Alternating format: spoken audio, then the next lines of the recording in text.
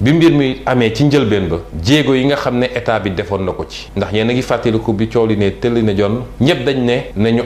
nañu rapatrier suñu mbokk yi nekk Chine dëkk bu ñuy wax Wuhan ñu rafetlu état bi ci jamono ju boobu dafa ne woon du leen rapatrier parce que yorul dispositif bu mu leen war a mën a rapatrier loolu mooy woon taxawaay bi waroon am ndax yu bi mel ni bu amee nañuy bàyyi sentiment yi de côté ñu jiital raison ak di déglu spécialistes yi ñu ngi woo état bi ñu ngi lancé un appel solennel état bi mooy réew yi nga xam ne mbir mi egg na fa niveau pandémie mooy dootul épidémie dootul ay benn cas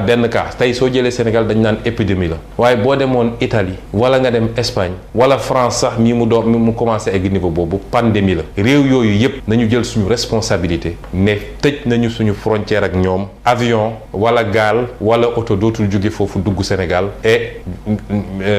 avion wala gaal wala oto dootul jóge Sénégal dem foofu ba ñoom ñooñu nga xam ne rek jël nañu seeni matuwaay di xeex mbir mi ba yàlla xëpp ci ndox ba mbir mi wàññeeku bu baax a baax ñu doog a ubbi frontières yi yeneen réew yi nga xam ne eggagul foofu nañu renforcer contrôle yi ci frontières yi te jox suñu personnel médical bi nga xam ne gàcce ngàllaama jàmbaar nañu ñu yokk leen ci ay jumtukaay ak ay moyens ba ñu mun a def liggéey bi ci contrôle surtout ci niveau frontières yi loolu la ñu jàpp ni lu mënul ñàkk la ci suñu bëggee mucc ak musal waa réew mi ci jàngoro ju bon ji